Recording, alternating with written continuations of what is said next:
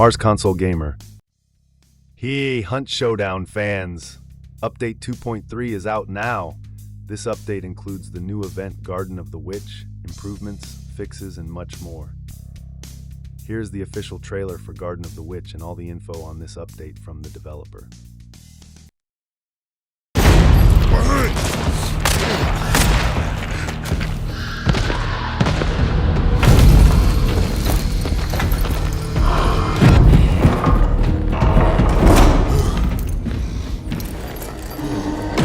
Step 4, Hunter.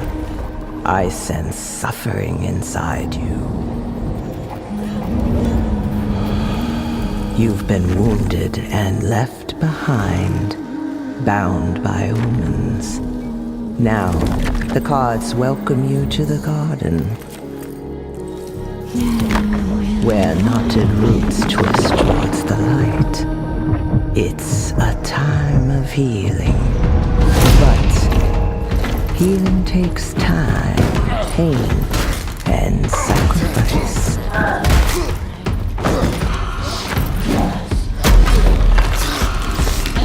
Trust the rot as you trust the bloom.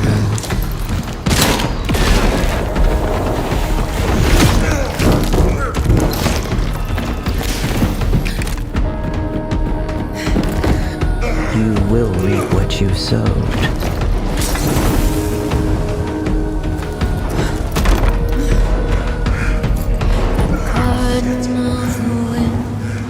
Judgment of the fool, footsteps on the path, someone's following you. The world scabs over in green as hardened hands patch festering wounds.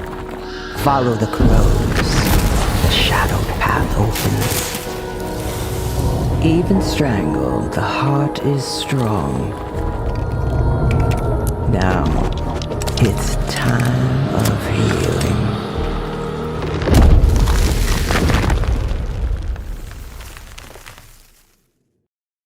The garden of the witch, the judgment of the fool. Hi, I'm Dennis Schwartz, Design Director of Hunt Skowdown 1896.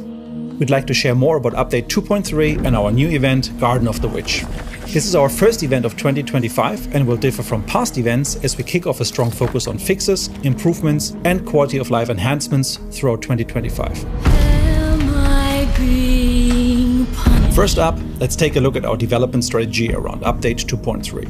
We have thoroughly evaluated the game's core gameplay formula and also looked at recent decisions to advance the game's balancing. We monitored player feedback and have made the decision to reverse some of the changes from the past year. For instance, we are taking a step back from introducing stronger and more powerful traits and weapons that have often come with significant balancing challenges. Some changes to existing traits, such as Lightfoot's silent crouch for solo hunters, the damage of bear traps, and the damage from pulling out stuck projectiles, have been rolled back fully or in part.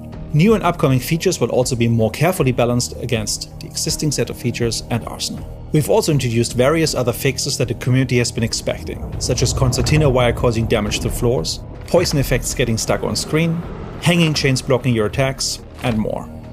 Further steps have been taken to continue improving the UI, with some bug fixes around the equip loop rolling out with Update 2.3. We already started discussing our roadmap in a separate blog post last month, with bigger changes and reworked menus scheduled for this year. Both performance and stability are high priority for our team, and we are working hard to make big changes throughout the year with steady improvements, bug fixes, and more. Update 2.3 kicks off a new year of focusing on much needed fixes and improvements over large amounts of content, and we have plenty of changes and new additions we are excited to share with you. One change we're excited to introduce alters new hunters receiving 3 random traits on recruitment. Instead, new recruits will now come with a budget of 10 upgrade points you can spend freely on the traits you have unlocked. This will offer you a lot of flexibility to tailor traits and loadouts according to your preferred playstyle.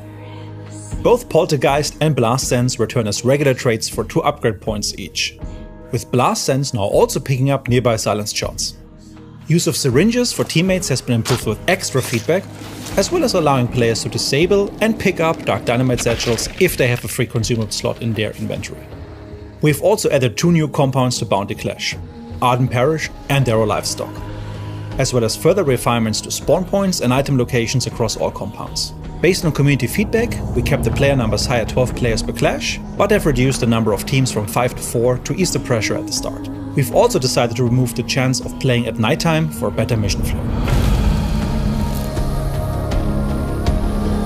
In recent updates, we have undervalued the effect of stealth on trades, weapons, and tools. With update 2.3, we want to increase the cost of silence again and make sure the advantage it grants is counterbalanced appropriately. After all, the ability to remain silent is key to staying undetected and avoiding being ambushed by other players. Some changes include the Lightfoot trait losing its silent crouch conditional effect for solo hunters, and silenced weapons now suffering from a 10% flat damage decrease over the base versions. Throwable melee tools will also see another round of adjustments to give each their own set of strengths and weaknesses. This specialization of quantity versus quality makes it harder for one tool to deal with all types of threats equally. A change long sought after by the community will see the bolt thrower trait now work with the bomb lance and bomb launcher, giving both a faster reload between shots.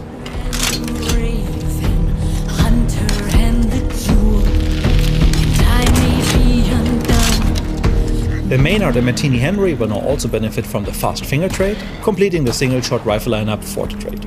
We are also introducing a small number of new weapon variants with the 1865 carbine silencer, as well as the Obrus Match and Obrus Sharp Eye as carbine-sized and priced compact bolt-action rifles. These are just some of the changes in update 2.3. You'll be able to read about the rest of them in the final patch notes. Finally, let's talk about our newest live event, Garden of the Witch. Garden of the Witch sees cursed nature and corrupted metal clash, following the story of the Bruja duo and the Welders. Each group is fighting against the corruption with their own strength, the Brujas with organic mysticism, and the Welders with industrial occult practices and fire. It will be a scale-back event by design, helping us focus on shipping more improvements and fixes across all areas of the game. Players earn event points and pledge marks like in previous events, but instead of vowing your hunter to a pact or troop, Garden of the Witch introduces 3 event-exclusive sealed trait rewards which have been selected from past events. These traits will only be available throughout Garden of the Witch and include Blademancer, Corpseer, and Gunrunner. Blademancer no longer does damage upon retrieving stuck projectiles. We are also introducing rare supply points in addition to normal supply points. One of these rare variants always spawns at a random location on a map, marked with a unique map icon. Besides the sealed bounty token, master clue, and full health restoration kit, this is where you will always find one of the 3 event-exclusive sealed traits, a sealed cash register, and all types of sealed envelopes that you can pay for with pledge marks. And of course, no event would be complete without rewards. Progressing through the event and battle pass, players can unlock new Bruja and Welder hunters, which each come in 2 variants. On the equipment front, we have 3 new weapon variants and tons of new cosmetic skins for both existing and new weapons alike, coming in a number of different visual themes. Additional rewards include new unique inspect animations, charms, and of course, more blood bonds. To reduce the burden of certain types of weapons dominating the servers for entire weeks, we have changed our weekly challenge rule set to mix up the distribution randomly between players. Everybody still has the same challenges to complete, but their exact order may differ to spread things out more. Am I being blessed? We hope you enjoyed the upcoming event. We've prioritized the community and your concerns for this update as well as the whole of 2025. Please continue to give us your feedback via our social channels. We look forward to seeing you in the Garden of the Witch.